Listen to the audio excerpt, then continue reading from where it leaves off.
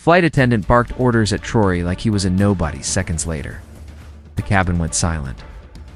What she didn't know was that she was confronting one of the most fearless African presidents alive. In this episode, we unpack how one act of arrogance led to global headlines and a stunning moment of quiet power. What would you do if someone disrespected your leader in public? Would you speak up or stay quiet?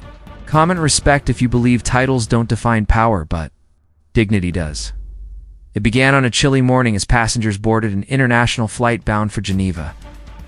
Delays had made the crew irritable, and the boarding process had stretched longer than expected. Tensions were high. One man walked in LASCOM, quiet, dressed in a plain bomber jacket and slacks. That was enough to trigger a response. A flight attendant stepped forward, visibly irritated, and without hesitation, scolded the man in front of a dozen passengers. Her words were sharp. "Sir, when your group is called, that's when you board, not before." The man paused, then nodded. No argument, no complaint. She had no idea that the man she just reprimanded was President Ibrahim Traoré of Burkina Faso, a revolutionary figure in West Africa, hailed by many as the boldest head of state on the continent, and yet he said nothing. Just walked quietly to seat 3A. No security detail in sight. No media entourage. You could have mistaken him for a student or a startup founder, but that was exactly the point. A witness to rows behind would later say, the way she spoke to him, if she had known who he was, she never would have raised her voice. That might be true. But Traoré wasn't interested in being treated differently. What mattered to him was observing the people who didn't know who he was and seeing how they acted when no one was watching. When Traoré took his seat, tension lingered. A few passengers had recognized him. Whispers spread. One man quietly texted his friend, "I think President Traoré is on this flight." Another pulled up a photo on his phone and compared. Same face, same sharp eyes, same quiet intensity. The whispers grew louder than the engines. The attendant began to notice Traoré still didn't say a word. He glanced out the window, expression unreadable. But those who have followed his leadership knew what that moment meant. This was classic Traoré, measured, unshaken, principled. His restraint wasn't weakness, it was control. Real power doesn't yell, listens, then acts when the world's not ready. The decision to fly commercial was intentional. Traoré has long rejected luxury for the sake of symbolism. No presidential jet, no lavish convoys. Just one man and a mission.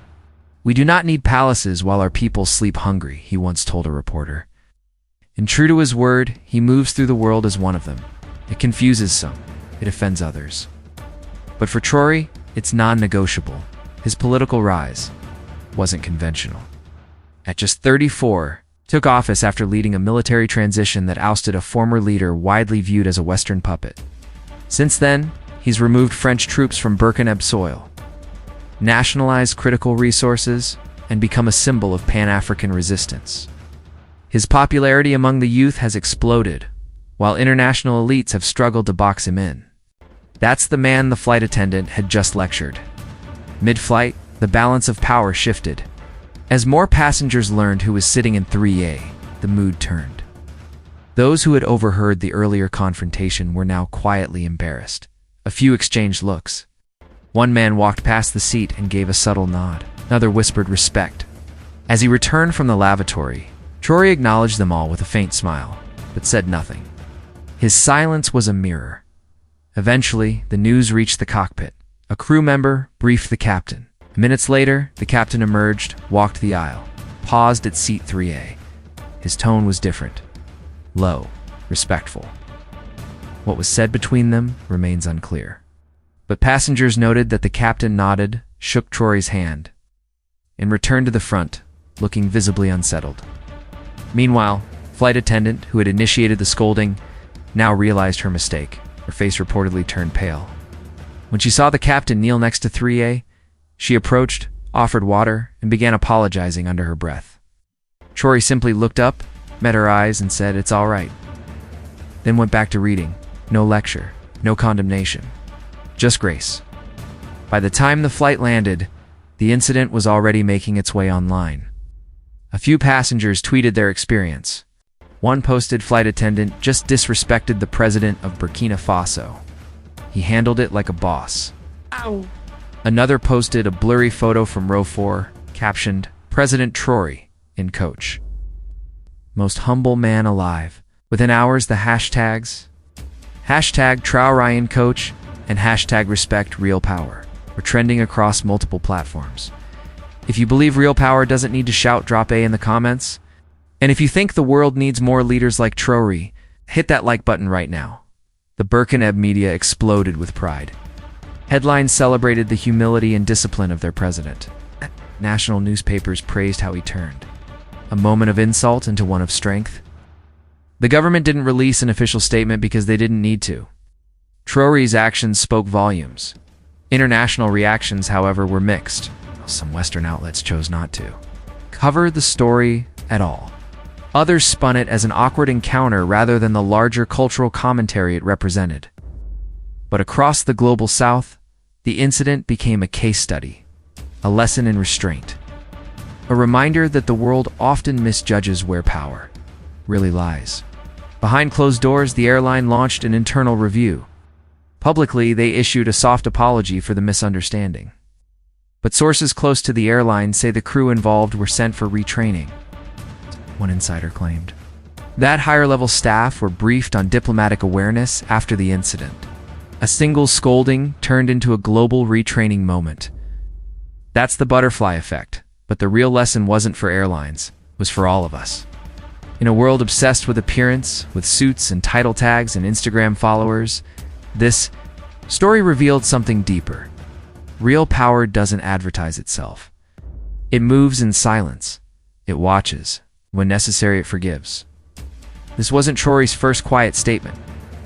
Since taking office, he's repeatedly rejected the trappings of office. No luxury SUVs, no gold-trimmed office. He wears simple uniforms and walks among the people.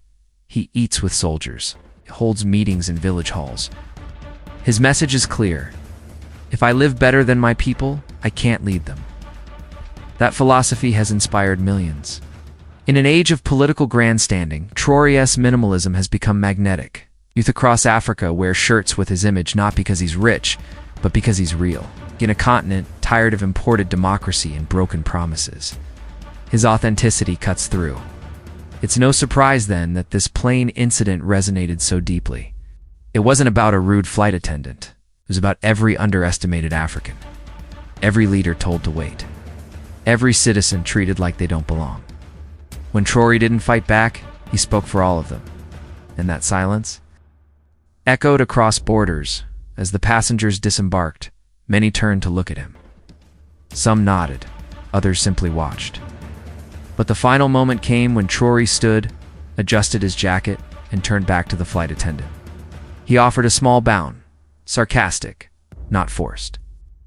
Just a nod of human recognition. No grudge, no bitterness, just dignity. That single gesture became the photo that went viral.